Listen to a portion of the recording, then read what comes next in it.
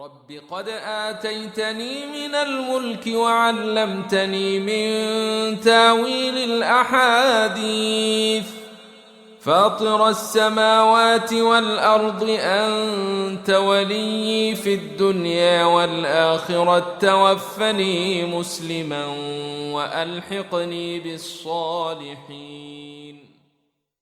الحمد لله رب العالمين والعاقبة للمتقين ولا عدوان إلا على الظالمين، وأصلي وأسلم على نبينا محمد وعلى آله وأصحابه ومن اهتدى بهديه إلى يوم الدين. weli waxaan ku dhex jirnaa baabkii sabarka. waxay noogu soo dembeysay xadiiskii dheeraa ee dadkii muslimiinta markaa lagu gubay iyo sida ilaahay subxaana wa tacaala uu sabarka markaa ugu arsuqay. wa can anas ibni maalikin radia allahu canhu qaala wuxuu yidhi mara annabiy, nebigaa wuxuu soo maray sala allahu calayh wasalam bimra'atin, naag tabkii ooynaysa. rasuulkaa wuxuu soo maray naag ooynaysoo ku ag ooynaysa cinda qabri agtiisa. rasuulkaa wuxuu soo maray buu yidhi anas, naag ooynaysa cinda qabri agtiisay markaa ku ooynaysay. faqaala wuxuu ku yidhi nebiga ittaqi illaaha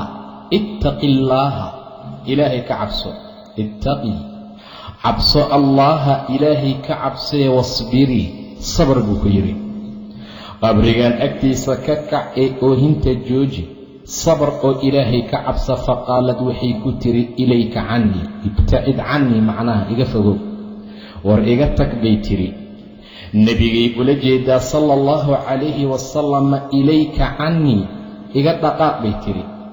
fa innaka adigu lam tusab kuguma dhicin oo kuma asiibin bimusiibatii musiibadayda, musiibadii igu dhacday oo kale adi kuguma dhicine iga dhaqaaq bay tiri.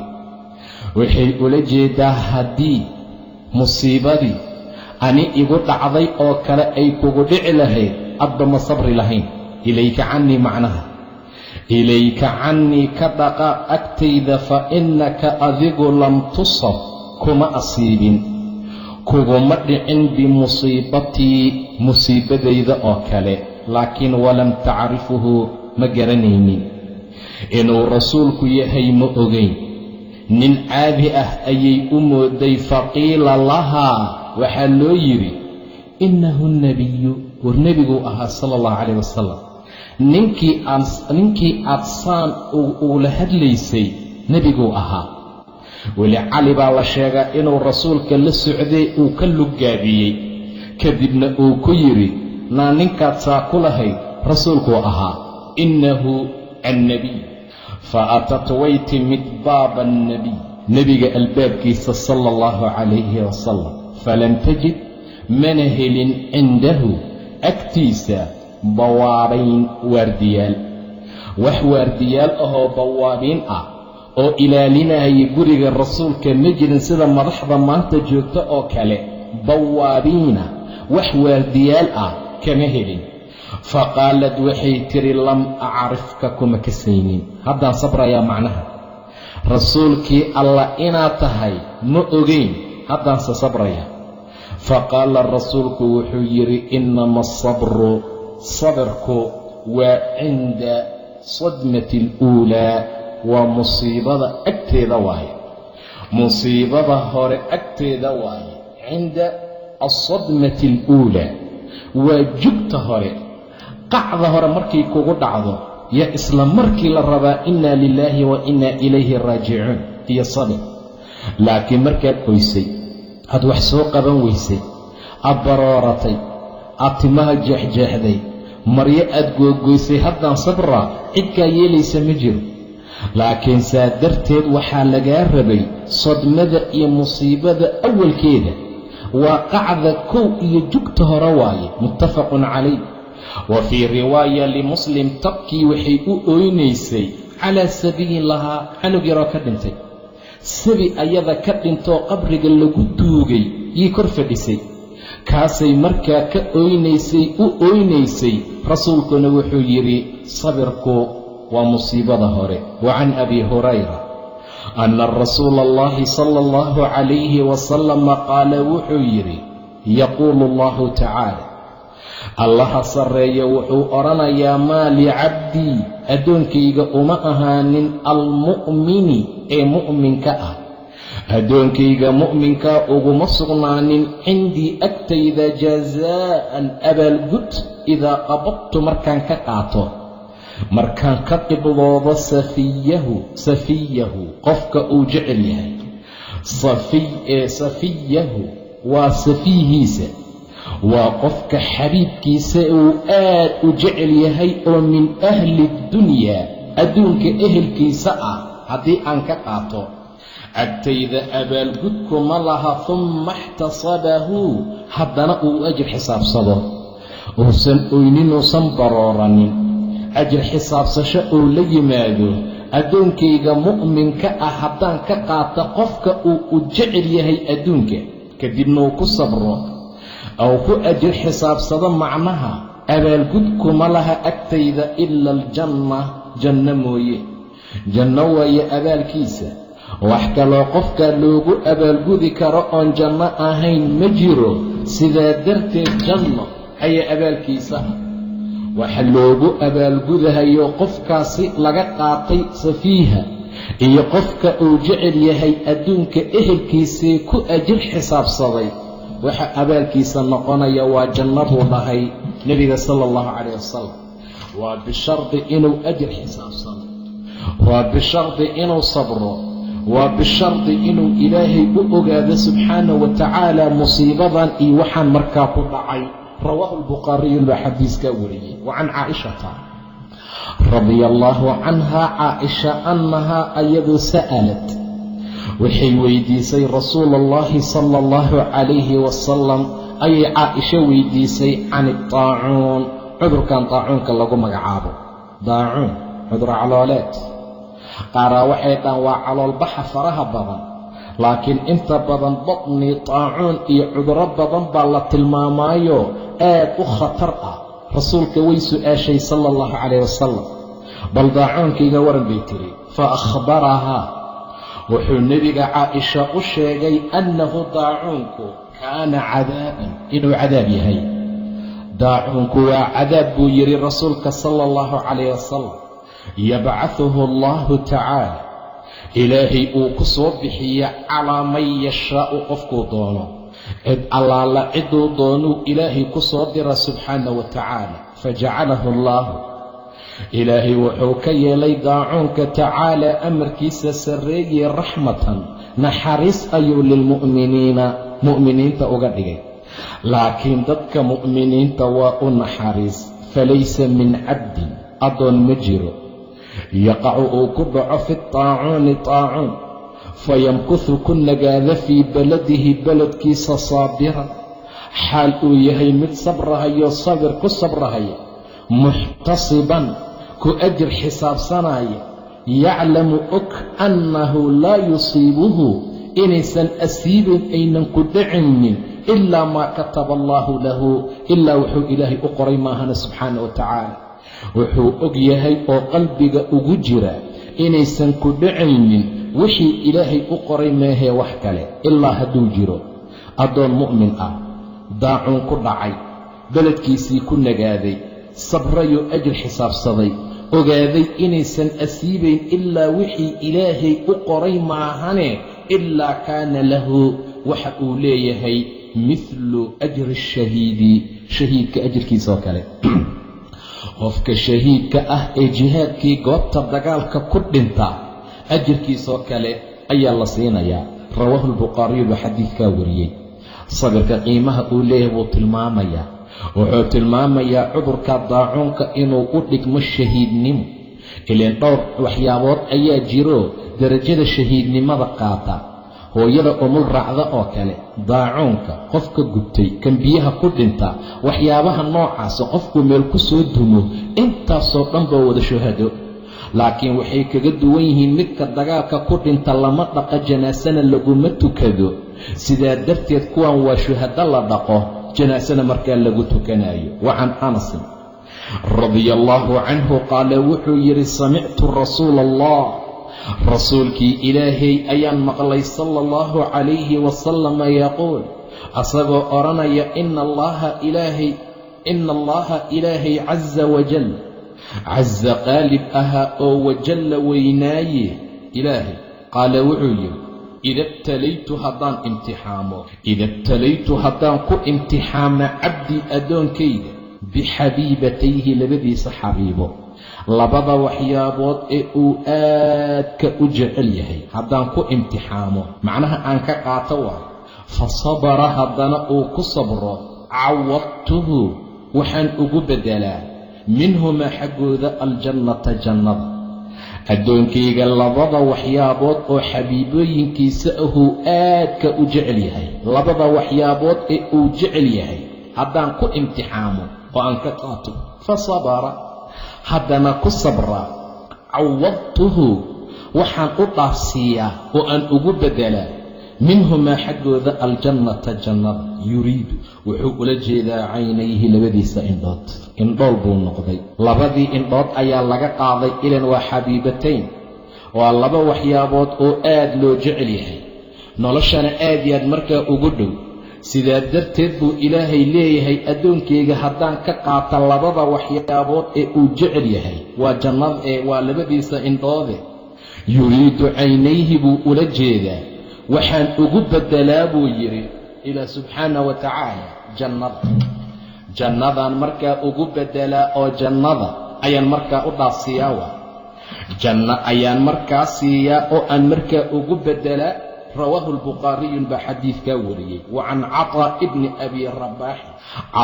abi rabaax qaala wuxuu yidhi qaala lii ibnu cabbaasin ibni cabbaas baa wuxuu ii yidhi radia allaahu canhuma alaa uriika ma ku tusiyaa cabdullaahi ibnu cabbaas waa saxaabi caطaa ibnu rabaax waa taabici sidaa darteed ayaa wuxuu leeyahay ibnu cabbaas caطaa baa wuxuu ku leeyahay ma ku tusiyaa catow imra'a gabar oo min ahli ljannati jannada ehelkeeda ah subxaana allah meeshaan bay socotaa dadkay dhex joogtaa way adeeganaysaa haddana waa ahlu janno ma ku tusiyaa catow faqultu waxaan idhi buu yidhi balaa nacam itusi gabar adduunka joogtoo ahlu janno ah oo jannada socotee jannada maraysa oo adduunka maraysa dheh itusi faqultu waxaan idhi balaa nacam inaadan itusin iska daaye ibni cabbaasow itusi qaala wuxuu yidhi ibni cabbaas haadihi almar'atu gabadhaas ayadaa ma u jeedaa assawdaa'u ee madow waa ahlu janno gabadhaa madow ahlu janno waaye say ku noqotay atat innabiya nebigay u timid sala allahu calayhi wasalam waa sababtay ahlu janno ku noqotay sababtii ay ahlu janno ku noqotay nebigay u timid faqaalad waxay tidhi innii anigu usracu waa laylegdaa waan suuxaa macnaha saan u socdaan iska dhacaayo cudurka qalanka ama suuxdinta ah miirbeelkaan qabaa innii anigu usracu waa laylegdaa dhulkaan dhacaa oo waan suuxaa bay ula jeedaa wa innii anigu atakashafu waan faydmaa mar allaala markaan dhacana ilaan miir ma laha maradiibaa intay ka dhacdo cawradeediibaa faydmaysa fadcu llaaha rasuulkii allow alla ii bari tacaala amarkiisa sarreeyee lii aniga ilaahay ii tug in cudurka iga qaado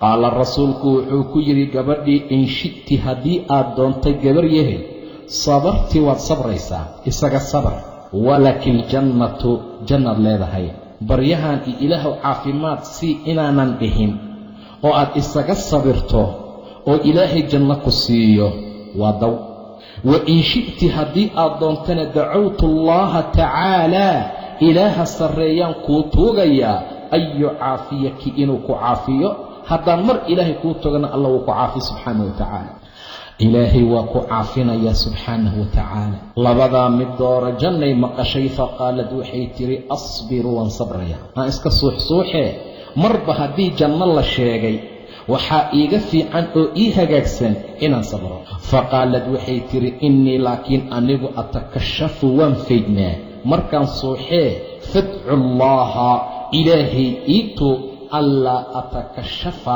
inaanan faydmin.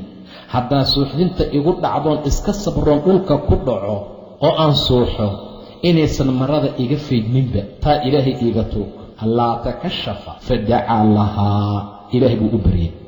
gabadha waxay ahayd baa layidhi markaa wixii ka dambeeya haddii cudurku qabto ee qalal ku qabtay dhacdo oo ay suuxdo marada kama dhici jirin, ilaahay baa ku duugi jiray subxaanahu wa tacaala. ayadoo cudur ah oo cudur qabta oo ay u bannaantahoo dembi aysan lahayn yay diidantahay in cawradeeda la arko. ayagoo fayow oo caafimaad qabay jasadkooda bannaanka dhigaan dumarka maanta jooga. sidaa darteed ayay tiri ilaahay ii tug inaanan faydmin, fadcu llaaha anlaa atakashafa fadacaa lahaa, ilaahay buu u tuugay subxaana wa tacaala. muttafaqun calayh. wa can abi cabdiraxmaan cabdullaahi bni mascuud qaala wuxuu yidhi cabdullaahi bni mascuud kaannii andur, waxaad moodaa inaan dayahayoon fiirinahayo ilaa rasuulillaahi, rasuulka xaggiisa sal alla calayh wasalam. nebigoo yaxkii ka sheekaynahaya nebiyan, nebi oo min alambiyaa'i nebiyaalka ka mid ah, salawaatullaahi wasalaamuhu calayhi, ilaahay naxariisyaalkiisii nabadgelyaalkiisa nebiyaasha korkooda ha ahaatee nebi moxamed oo nebiyada ka mid ah ka sheekaynahaya yaad moodaa inaan hadda arkahayo. ilaa shayga xaqiiq aad u soo aragtay markaad ka sheekaynayso waxaad moodaa wax inay ku hor yaalaan. ibni mascuud wuxuu tilmaamayaa, waa cabdullaahi ibni mascuude, xaqiiqda maalintaa nebiga uu ka sheekaynayey inuu hortaagnaa. rasuulkii ilaahay ayaan arkay oo ka sheekaynaya nebiyaalka ka mid ah, nebigaasoo darabahu ay garaaceen qowmuhu qoomkiisa. qowmuhu baa garaacay oo fa admowhu ay dhiijiyeen, dhiig bay ka daadiyeen. wahwa asaguna yamsaxu uu ka masaxhaya addama dhiigga can wajhihi, wejigiisa. nebigaasay qoomkiisa u garaacayaanay dhagax ku tuurayaanay dhiig uga daadinayaan, asagana wuxuu masaxayaa wejigiisuu dhiigga ka tirtirayaa. yaquulu asagoo odhanaya allaahumma qfir liqowmii, ilaahow qoomkayga u dembi dhaaf oo cafi, fa innahum laa yaclamuuna, ma ogeyn, xaqiiqdaysan ogeyn. hadday ogaan lahaayeen nebigooda saan uma dhiijin lahayn.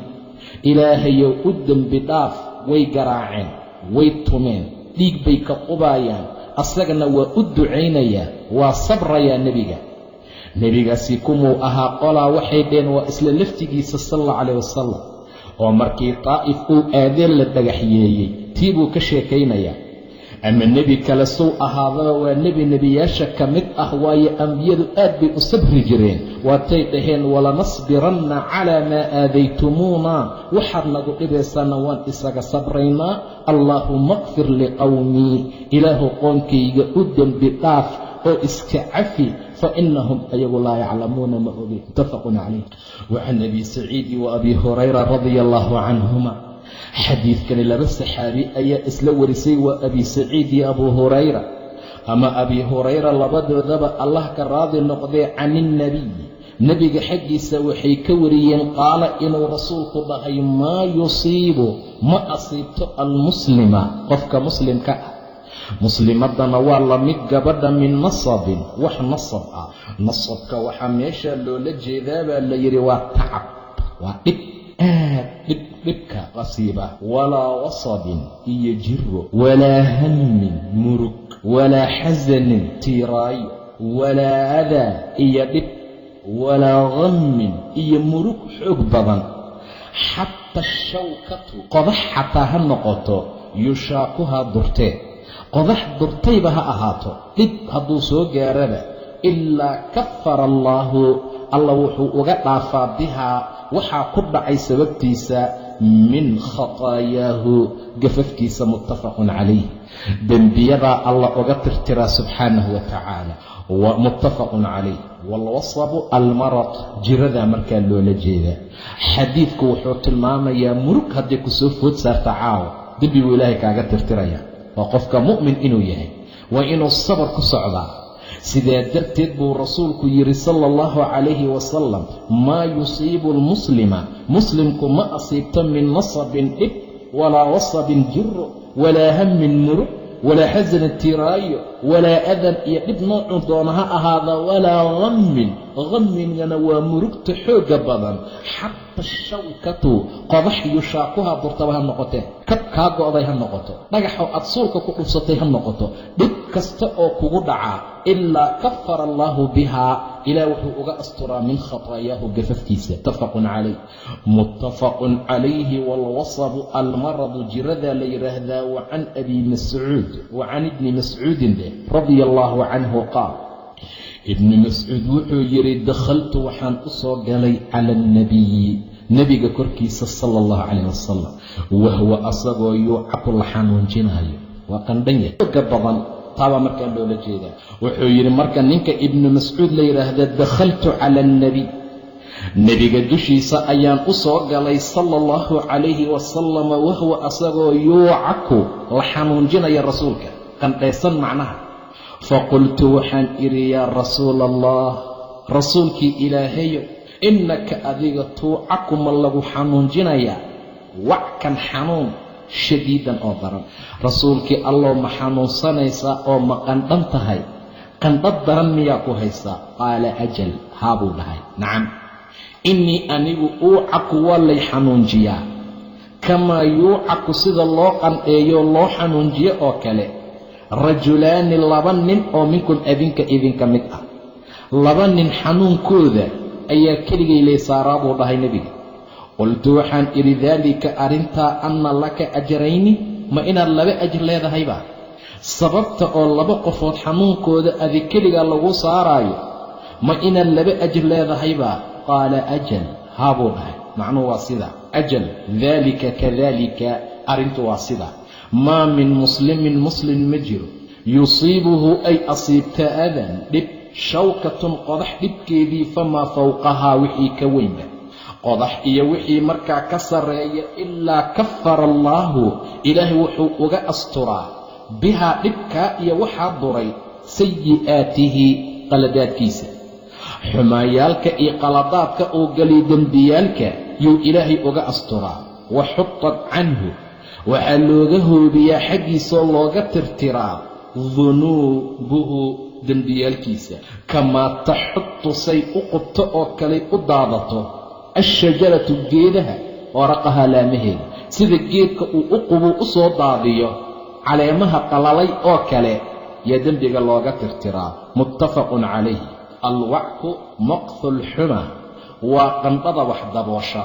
wa qiila alxumaa qandhadana waa la yidhaahdaa qandhabaa rasuulka markaa qabatay aad u daran marka gacanta la saarana bustaha ka soo dhex baxda waa la su'aalay sababtu maxay tahay laba qofood xanuunkooda keligay leesaaraa buu yidhi acdamu nnaas albalaa alambiyaa imtixaanka dadka waxaa ugu adag nebiyada uma alamhal faalamhal sida loo kala iimaan iyo alla ka cabsi badan yahay yaa loo imtixaan badan yahay sidaa darteed buu ninkani wuxuu tilmaamayaa nebiga xanuunkii uu ku arkay laba ajirna wuu leeyahay xadiidku wuxuu tilmaamayaa qofka mu'minkaa dhib kastoo ku dhaca qodax durtaba ha ahaatee dembi baa looga tirtiraa sida geedkuu u soo daadiya caleemaha oo kale wa can abi hurayra qaala wuxuu yidhi qaala rasuuluullah rasuulkii alla wuxuu dhahay sala allahu calayhi wasalam man yurid allaahu bihi khayran qofkuu ilaahay khayr la doono yusib minhu waa la asiibaa imtixaan baa la saaraa macnaha rawaahu albukhaariy bukhaari baa xadiiskaa wariyey wadabatuu waxay u shaqleen yusab bifatxi saadkoo la kordhigo yusab inaad dhahdo macnaha wa kasrihaa waa la hoos dhigi karaa kasriga waa in la hoos dhigo oo yusib la dhaho yusab iyo yusib labadaba waa loo shaqlaa qofkuu ilaahay khayr la doono adduunkaa lagu imtixaana imtixaan ayaa la saaraa man yurid allaahu bihi khayran qofkuu ilaahay khayr la doono yusib ama yusab minhu waa la asiibaa rawaahu albukhaariyu baa xadiidkaa wariyey wadabatuu waxaa loo shaqlay u shaqleen yusab bifatxi saad waa kasrihaa hoos dhig iyo kordhig labadaba kaad akhrisa waa sax. wa can anas qaala wuxuu yidhi qaala rasuuluullah rasuulku wuxuu yidhi sala allahu calayh wasalam laa yatamanayanna yuusan tamaninin tamaniga macnaha waa inuu jeclaysto yuusan jeclaysanin axadukum midkiin almowta geeri lidurin dhibaato asaabahu asiibtay darteed. ilaahu nafta iga qaad, adduunkan waaba ku dhibtooday, wax maba helaba, caafimaad maba helaba, waa jiradaa, faqri kama baxo, mar iga wad. waa mamnuuc. yuusan axad geeri tamanin dhibaato asiibtay darteed. weliba dhibkaa haddii dhib adduun uu yahay waa mamnuuc. mar baa laga baxaa si ay noqotuu ilaahay kaaga bixina, ama caafimaada lagugu bedeli, ama faqrigii baa lagugu bedelayaa hanti iyo xoolo, ama mashaakilkii ku haystaa wax kale lagugu bedela, ama geeri baad uga bixi. laa yatamanayanna, yuusan tamaninin, yuusan jeclaysanin axadukum midkiin almowta geeri, oo ilaahow nafta iga qaad oo idil yuusan dhihin. lidurin dhibaato darteed asaabahu asiibay. maxaa dhacay? fa in kaana haddii ay noqoto laabudda lagama maarmaan faacilan inuu sameeyo, inuu hadalkaa ku hadlo dhibku aad uga bato hadday noqoto, ilaahow idil oo mujarada yuusan dhihine, falyaqul ha dhaho allaahuma ilaahayow axyinii inooley, maa kaanatilxayaatu noloshu intay lii ani ii tahay, maa kaanatilxayaatu noloshu intay khayran lii khayr ii tahay, intay noloshu ii fiican tahay oo ay ii khayr badan tahay, ilaahayow inooley. watawafanii i oofso oo idil idaa kaanat haddii ay tahay alwafaatu geeridu khayran lii mid khayr ii ah. haddii laga fiirsan waayo ee inuu dhaho meehee si kale ay noqon weyso, marka hore yuusan dhihin ilaahu idil. laakiin haddii laabudda ay noqoto mid laga maarmi waayo, sidaa ha dhaho buu dhahay nebiga, muttafaqun calayhi. inuu isdilo iska badaa, waxaa mamnuuca inuu idil ilaahayow yidhaahdo. ilaan dad baad arkaysaa marka nolosha dhibaato adag ay ku noqoto isdila, ama meel iska soo tuura, ama suncada, ama mashaakil kala sameeya, ama isdaldala. taa iska dhaafe, waxaa la diidayaa inaad dhahda ilaahayow idil. sababta waxay tahay umuuraha ilaahay gacantiisay ku jiraan subxaana wa tacaala. ninbaa dhaawac gaaray, xanuunkii wuu adkaysan waayey. mar allaala markuu u adkaysan waayey intuu midi qaatay ama aalad laysku dilay naftiisa, naarta geeya buu dhahay ilaa subxaana wa tacaala. sababtu waxay tahay addoonkayguu iga soo degdegay, wuxuu isugi waayey intaan ani uga imaado. waaba loo imaan lahaa inuu iska sugo, saasay markaa ahayd. wa can abi cabdillaah khabaab bin alard radia allaahu canhu, saxaabiyaadkii asxaabtii ugu horhoreeyey islaamka dartii loo dhibay ayuu khabaab ku jiray. qaala wuxuu yidhi, shakawna waan ashtakoonay oo waxaan u dacwoonay ilaa rasuuliillaahi, rasuulka xaggiisa sala allahu calayh wasalam. nebiga xaggiisa ayaan u ashtakoonayoon u dacwo tagnay sala allahu calayh wasalam. wa huwa rasuulkoo mutawasidun barkan, rasuulkoo barkaday oo mutawasid ku ah biburdatin go lahu asaga uu lahaa.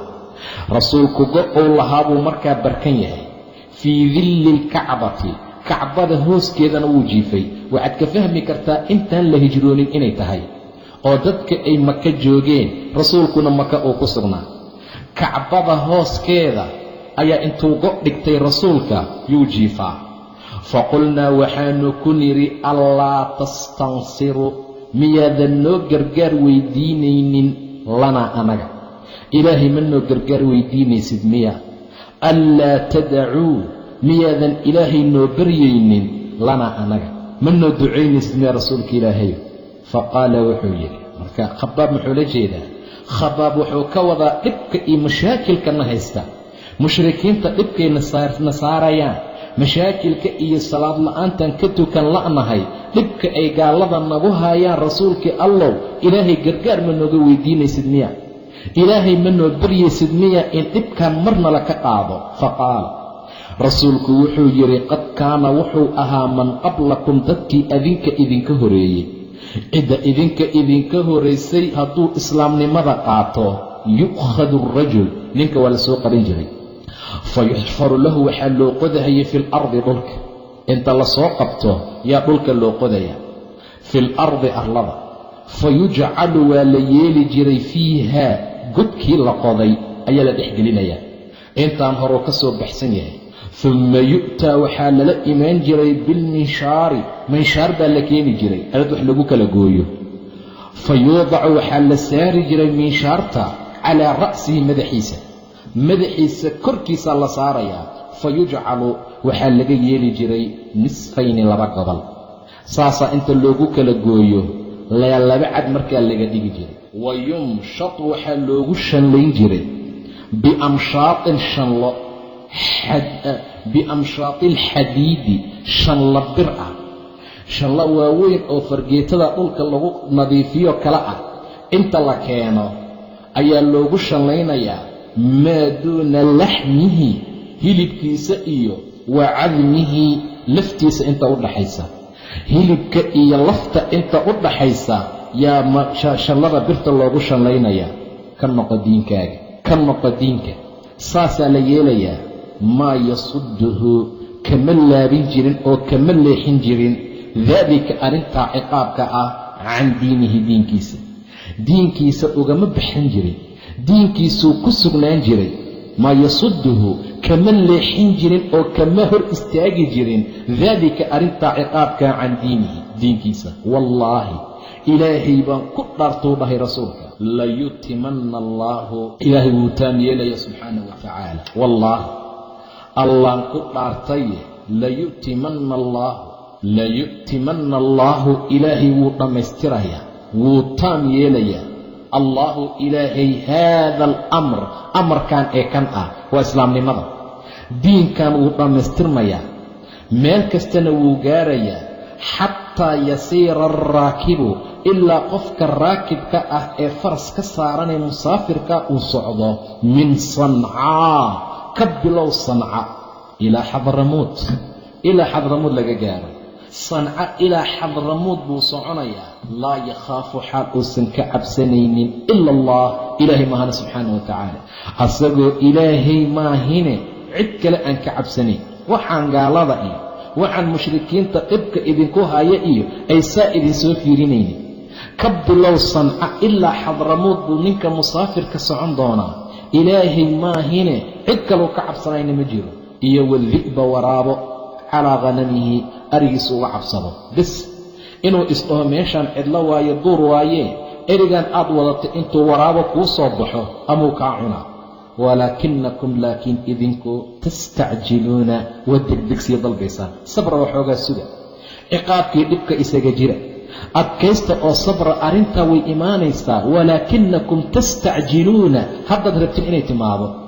heer waxaa la gaari jiray sida ilaahay tilmaamay aan soo marnay, xataa yaquula arasuul waaladiina aamanuu macah mataa nasrullah. aaway nasrigii ilaahay ee la sheegaya goormuu imaana? alaa ina nasra allaahi qariib, nasriga ilaahay qariib waay, wuu dhow yahay baa la yidhi. rawaahu lbukhaariy baa xadiiskaa wariyey. wa fii riwaaya, wa huwa rasuulka oo mutawasidun, barkan, burdatan go', waqad laqiinaa anagoo kala kulannay min almushrikiina, mushrikiinta xaggoodana shiddatan, dhibaato. markaastaan nebiga u imaanaynoo leenahay ilaahay noo tuug, faraj ha noo furo, dhibkan hanala ka bixiyee. waa wakhti mushrikiinta aan shiddo iyo dhib kala kulannay. wa can ibni mascuudin qaala wuxuu yidhi, lamaa kaana markay ahayd oo la gaaray, lamaa goortii kaana ay ahaatay dheh yowmu xunayn, maalintii xunayn, aafara wuu kala dooray rasuulullaahi sala allahu calayh wasalam, rasuulkii ilaahay wuu dooray, naasan dad ayuu u dooray fi lqismati, qaybta. maalintaa xunayn waa xoolo badan baa la soo helay, sidaa darteed dadka isku si wax looguma qaybinin. dad ayuu u dooray qaybta rasuulka sala allahu calayh wasalam oo wuu u bediyey macnaha. fa acطaa wuxuu siiyey alaqrac bin xaabisi ninka lagu magacaabo 100 min alibili, 100 geeluu siiyey rasuulka. ninkaa keligii mu'alifatulquluub buu ahaa, dadka herbaadiyaashee markaas soo islaamay buu ahaa. 100 geel buu rasuulku siiyey. wa acطaa wuxuu siiyey cuyaynata bin xisnin midla daalika, saasoo kale. wa acطaa wuu siiyey naasan dad oo min ashraafi alcarabi, carab dadka madaxda iyo ugaasyada ahaa, saasoo kale 100. wa aaharahum wuu u kala dooray rasuulka oo u kala badiyey yowmaidin, maalintaa fi lqismati, qaybta. maalintaa qaybta dad buu aad ugu badiyey. faqaala rajul, nin baa yidhi, xoolaha dhibay leeyihiin nin baa dhahay wallaahi baan ku dhaartee ina haadihi alqismatu qaybtani maa cudila fiiha cadaal laguma samayn. cadaal loolama jeedaa la yidhi, waa nebiga sal alla calayh wasalam. rasuulkuu tuhmay uu yidhi qaybtan uu nebi moxamed qaybiyey cadaalad ma aha. wamaa uriida mana loola jeedin fiiha qismadan wajhullaahi ilaahay wejigiisa, garab iyo waxyaaba noocaasa waa wejiga wax lagu bixiyey ilaahay dartiisana loolama jeedo, cadaaladna laguma samaynin. wamaa uriidu fiiha wajhullah faqultu, yaa dhaha ibni mascuud, nebiga hortiisa kama dhihin ninka, bannaankuu ka yidhi. ibni mascuud baa maqlaaya, wuxuu yidhi faqultu waxaan idhi buu dhaha ibni mascuud, wallaahi baan ku dhaartee la ukhbiranna waan u khabri doonaa, waan u sheegayaa buu yidhi rasuula allahi sala allahu calayh wasalam, hadalkaan aad tiri nebigaan gaarsiin doonaa. fa aataytuhu waan u imid ama waan u tegey, fa akhbartuhu waan u sheegay rasuulka bimaa qaala, ninka wuxuu yidhi rasuulkii ilaahayow ninkaasaasuu yidhi. fatagayara waxaa doorsoomo isbedelay wajhuhu, rasuulka wejigiisaa isdoorsoomay oo wuu isbedelay rasuulka sal alla calayh wasalam. kaan kaana fatagayara wajhuhu xataa kaana ilaa uu ahaaday ama uu noqday kasirfi rinji guduudan oo kale ilaa uu noqday rasuulka wejigiisa. uma kadib qaala wuxuu yidhi faman yacdil, yaa cadaalad samaynaya, faman yacdil, war yaa cadaalad samaynaya idaa lam yacdil illaahu wa rasuuluhu, ilaahay iyo rasuulkiisa hadday cadaalad samayn waayeen, yaa waay qofka cadaaladda samaynaya. ilaahay baa saa soo amray in saa wax loo qaybiyo, nebigaa la amray, nebigiina sidii buu yeelay. qismada ilaahay iyo nebi moxamed ay qaybiyeen hadday cadaalad noqon weysay, yaa cadaaladda samaynaya marka? codka yaa laga helayaa macnaha oo cadaalad samaynaya, yaa cadaaladda samaynaya oo cadaaladiisu ay fiicnaanaysaa idaa lam yacdil illaah, hadduusan ilaahay cadaalad samaynin iyo wa rasuuluhu. uma intaa kadib qaala wuxuu yidhi yarxamu allaahu muuse ilaahay ha u naxariisto, nebi muuse ilaahay ha u naxariista, qad uudiya waa la dhibay biakthara min haadaa, kan wax ka badan baa lagu dhibay. fasabara, wuu iska sabray, wuu sabray nebi muuse, kan wax ka badan baa la gaarsiiyey. faqultu waxaan idhi buu dhaha ibni mascuud, laa jarama waxa xaqiiqa ah, laa arfacu ilayhi, inaanan u soo kor yeelin rasuulka xaggiisa, bacdaha maanta wixii ka dambeeyey ama hadalkan kadib, xadiidan hadal, muttafaqun calayh. wax kale ma u soo sheegaayo. hadduuba nebigu saan u dhibtoonayo, wejigiisa uu doorsoomayo, bedelaayo, suusan nebi moxamed u dhibtoonin, wax kale uma soo sheegayo. saasuu markaa ninkaa yidhi, hadduusan cadaalad samaynin, ilaahay iyo rasuulkiisaysan cadaalad samaynin, yaa cadaaladda samaynaya laga sugaya adduunka jooga. yarxamu allaahu muusa. uma kadib qaala wuxuu dhahay nebi moxamed, yarxamu allah, ilaahay ha u naxariista muusa, qad uudiya waa la dhibay biakthara min haada, arrintan wax ka badan. fasabara, wuuna sabray. waa uu sabray. yaa ayuha aladiina aamanuu laa takunuu kaaladiina aadaw muusa fabara'ahu allahu mima qaaluu wa kaana cinda allahi wajiiha. yaa ayuha aladiina kuwii aamanuu rumeeyayow, laa takuunuu ha ahaanina kaaladiina kuwii oo kale aadaw muusaa, nebi muuse dhibay ha noqonina. nebi muuse kuwii dhibay sheeluu qabaabay dhaheen, waxyaabo fara badan bay ku sheegeen. arina allaha jahra, si caddaana noo tusi muusow. wax aysan u geysan nebi muuse male, ilaa uriyaa qawmi lima tu'duunanii, qoomkayo maxaad ii dhibaysaan, maxaa ii dhibayseen? lima tu'duunanii waqad taclamuuna annii rasuulu ullah, idinkoo og inaan rasuulkii ilaahay ahay, maxaa ii dhibaysiin buu dhahay nebi muuse calayhi salaam. dhibka iga dhaafa, dadka mu'miniintow ha ahaanina kaaladiina aadaw muusa, kuwii muuse dhibay, fabara'ahu allahu mima qaaluu, waxay ku sheegeen ilaah baa ka beri yeelay. wa kaana cinda allahi wajiiha, hoosuu ka bararaabay dhaheen, sheeluu qabaabay dhaheen, waa cudurka hoos bararya.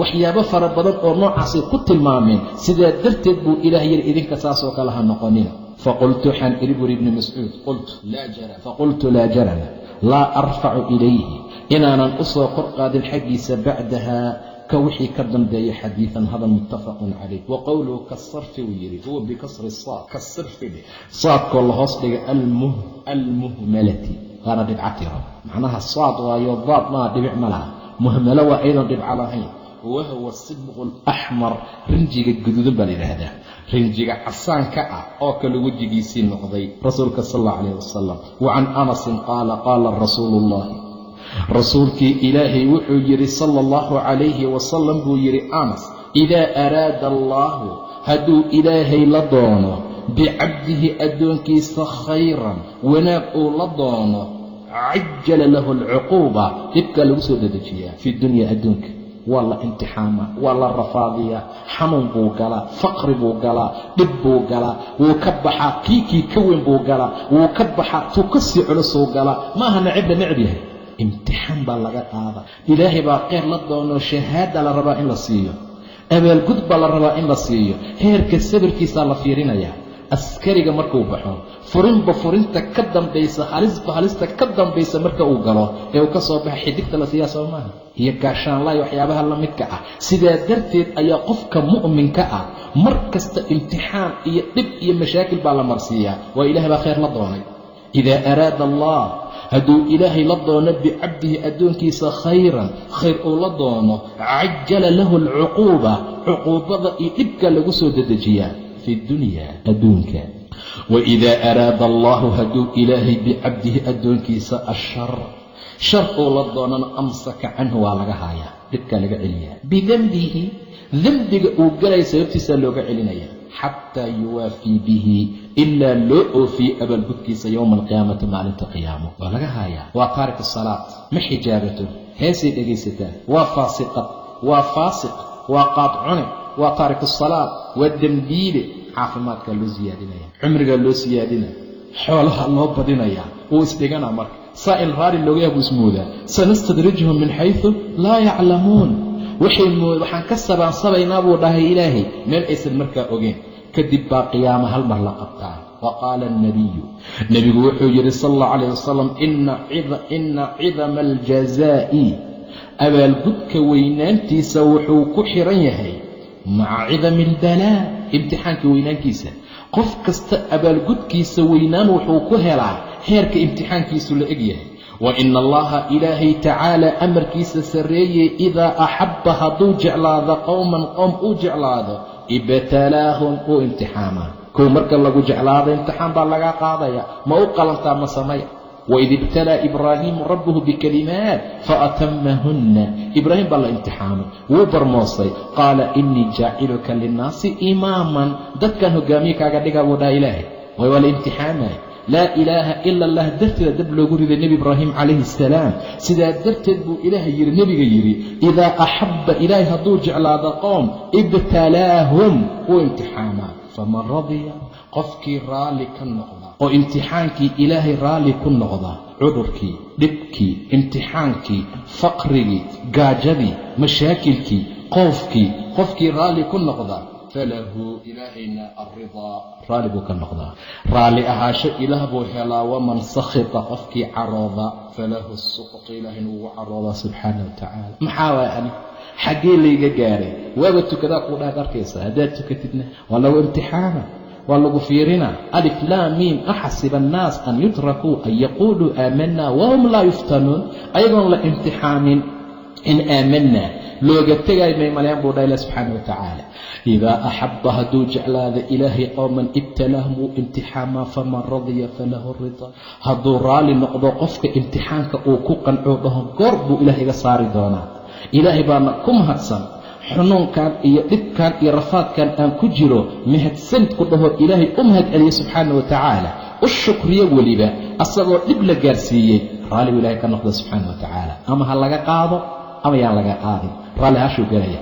waman sakhata qofkii xanaaqa waxaa dhahdaa waman sakhita qofkii u carooda ilaahay see waaya asaga wallahi subax kasta saa socon tugtaa shaqa ma laha caba dhibaato giradii guriga ma laha mashaakil buu igu sii bataa imtixaan la haysta maxaa waaye qofkii dhaha soo ma aha falahu as-sukhtu waxaa u sugnaaday asagana xanaaqu ilaahay waa u caroodaa subxaana wa tacaala. rawaahu tirmidi ba xadiidka wariyey. wa qaala tirmidi wuxuu dhahay xadiidun xasanun, waa xadiid xasana wanaagsan. sabir baa inala amrayaa, way noo sii socotaa baabka sabarka, balse caawa meeshaa inoo joogto. wabilaahi towfiiq, wallahu subxaanahu wa tacaala aclam.